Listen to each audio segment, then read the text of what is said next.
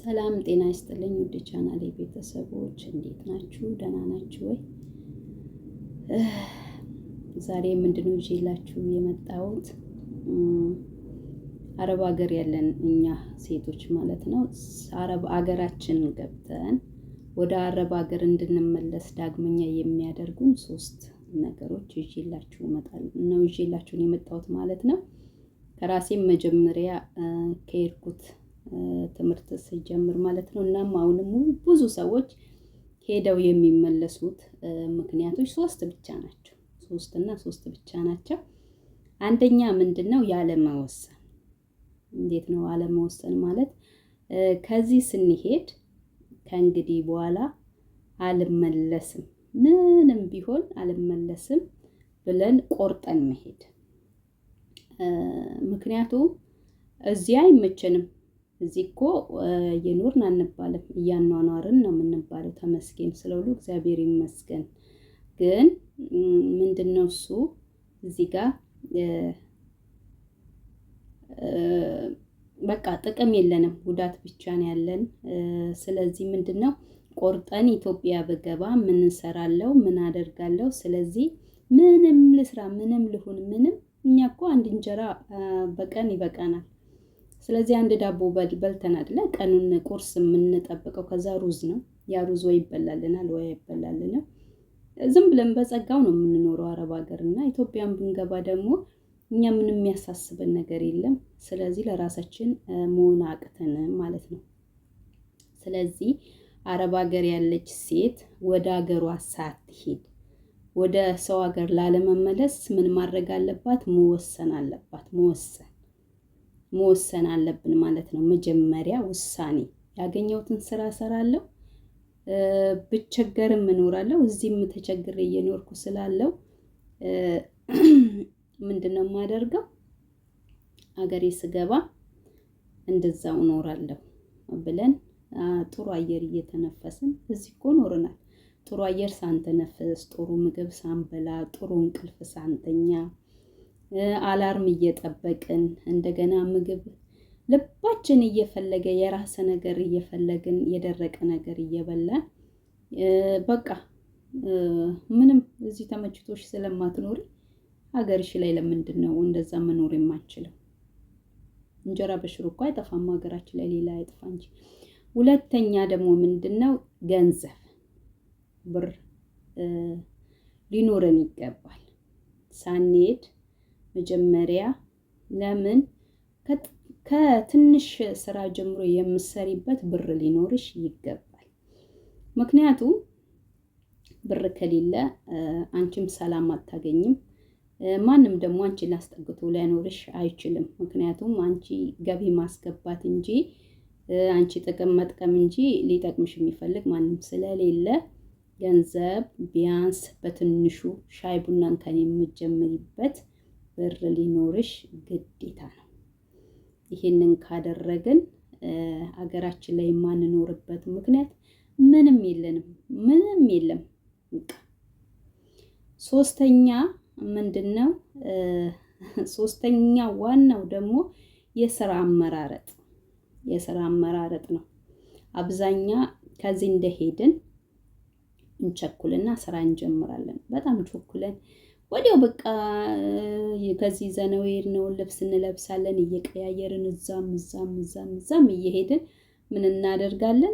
ስራ የሚያዋጣንንና የማያዋጣንን ሳናጣራ ምን እናደርጋለን? ስራ እንጀምራለን። ስራ ከጀመርን በኋላ ደግሞ የማዋጣንን እኛ አካባቢ ላይ የማይሄደውን ስራውን መርጥ ነው ስላልጀመርነው ምን ያደርገናል? ያከስረናል ማለት ነው። ከከሰርን ደግሞ ምን እናደርጋለን? እንደውም ጭራሹን ምን እናደርገዋለን? የገዛነውን እቃ ራሱ እንደገና ሸጠን 10 ሳንቲም ሳይተርፈን ምን እናደርጋለን? ወደ ሰው ሀገር እንሰደዳለን። የዚህ ከባንክሽ ብር አውጥተሽ ስራ ጀምረሽ የማዋጣ ስራ ጀምረሽ ወዲያውኑ 6 ወር 7 ወር እንደሰራሽ ጨርሰሽ ወደ አረብ ሀገር ከምትመለሺ ያኔውኑ ማዋጣ ስራ ከሆነ በአካባቢሽ የማይሰራ ከሆነ አረብ ሀገሩ ተመልሰሽ ያንን ሰርተሽ የዛ ብርሽ ላይ ጨምረሽ ብትሄጂ ይሻልሻል። ግን አሁን የምናወራው ላለመመለስ ምን ማድረግ እንችላለን የሚለው ነው።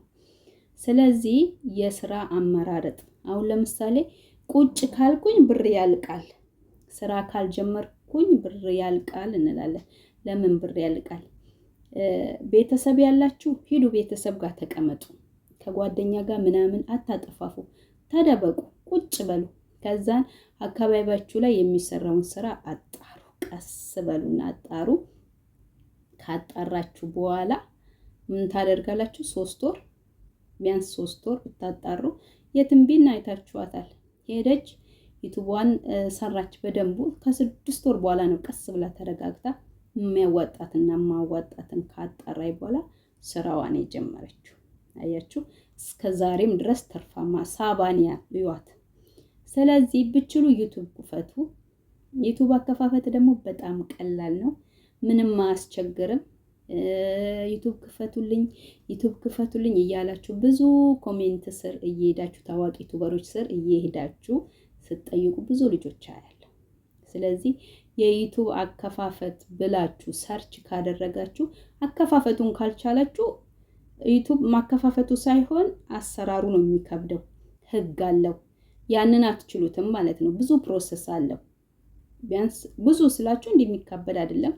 አንደኛ ተከፍታላችሁ። ስትከፍቱ ስልክ ቁጥር ብቻ ነው የሚጠይቃችሁ። ስልክ ቁጥር ታስገባላችሁ። ከዛን 1000 ሰብስክራይብ እና 4000 ሰዓት ሲሞላላችሁ ሞኔታይዝ ታደርጋላችሁ። ሞኔታይዝ ማለት ህጋዊ ሆናችሁ ማለት ነው። የዛ ፓርትነር ሆናችሁ ማለት ነው። ከዛ ምን ያደርጋችኋል?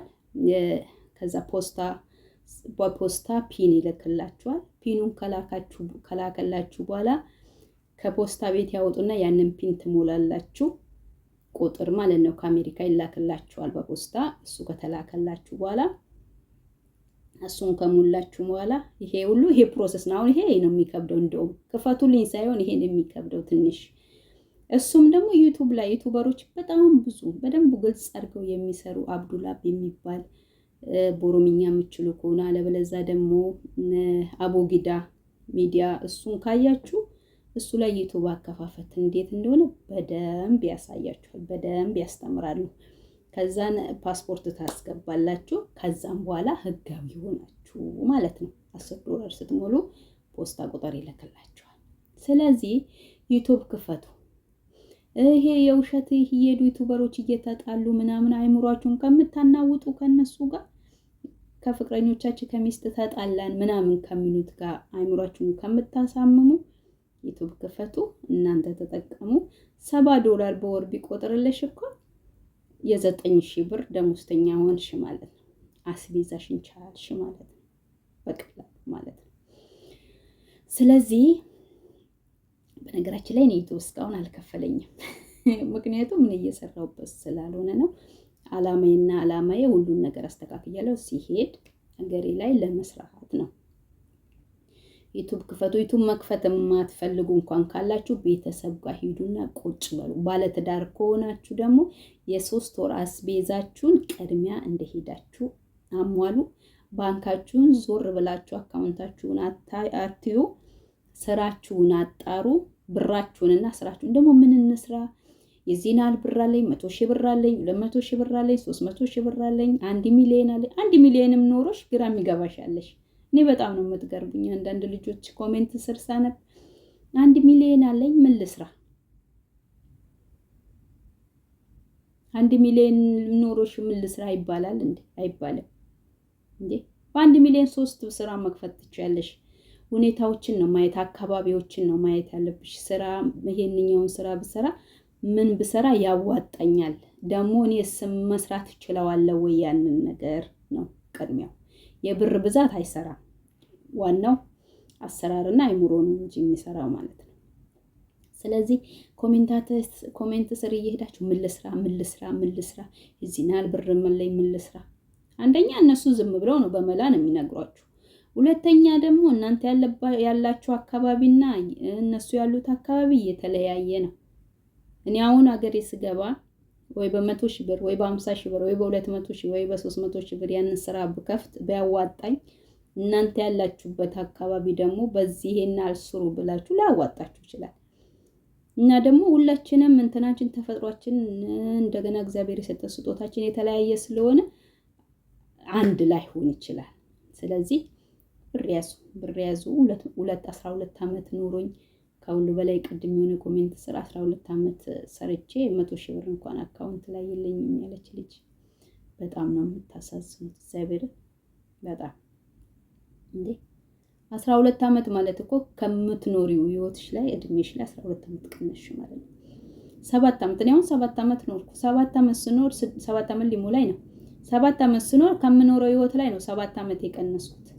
ስለዚህ ምንድነው ተጨኩኝ ታዝዤ አንድ ቀን መብት ሳይኖረኝ በሰዎች መብት ስር እያደርኩ ምን እያልኩ ግን 10 ሳንቲም የማይኖረኝ ከሆነ ዋጋ የለኝም ማለት ነው። ስለዚህ አገሬ ገብቼ ቆሎ ብሸጥ ቆሎ ባዞር ይሻለኛል ምንም ነገር ካሌላችሁ። ስለዚህ ብር ያዙ። አንደኛ ቁረጡ። ዳግመኛ አልመለስም። ምክንያቱም እዚህ ታዝዤ ነው የምኖረው፣ እዛ ደግሞ በራስሽ ነው የምኖረው። ሁለተኛ ገንዘብ ያዙ። ዝም ብላችሁ አታውጡ። ቀን የማይደርስ አይምሰላችሁ። ያም እየደወለ 2000 3000 ላኩልኝ ሲሏችሁ ለነሱ አይጠቅምም፣ እናንተን ግን ያጎላል። ሶስተኛ ደግሞ ስራችሁን ምረጡ። ምንድነው መስራት በስራ ምን ያዋጣኛል የሚለውን ይሄን ነገር ሶስቱን ነገር ካደረጋችሁ በፍጹም ከሀገራችሁ አትወጡ። ስራ ለመስራት ወዲያው ነው፣ አትቸኩሉ፣ ተረጋጉ። ጓደኛ አታብዙ፣ ግብዣ አታብዙ። አሁን በአሁን ጊዜ ሲጀመር ኑሮ ተወዷል። ስለዚህ ጓደኛ አታብዙ፣ ግብዣ አታብዙ። ተደበቂ ዝም ብለሽ በቃ ቁጭ በቤትሽ ውስጥ አጣሪ የሚሰሩትን ምን ብሰራ ያዋጣኛል የሚለውን እንደዛ አድርጉ። እንደዚያንን ካደረግን የማንኖርበት ምክንያት የለም። እንኳን እኛ ስራ የምንችል መታገስ የምንችል ሁሉ ነገር የምንችል የአረብ ሀገር ሴት አይደለንም። ምንም መስራት የማይችሉ በሀገራቸው ላይ አምረው እየኖሩ ነው። ስለዚህ ዋናው አይምሯችን ነው። አይምሯችንን እናሳምን። እግዚአብሔር ደግሞ በተረፈ ይርዳን። ጸሎትም ዱዓም አድርጉ። ሰላሙኑ ሰላማችሁ ብዝት ይበል። ባይ ባይ። በሌላ ቪዲዮ እስከምንገናኝ ላይክ፣ ሼር፣ ሰብስክራይብ ማድረግ አትርሱ።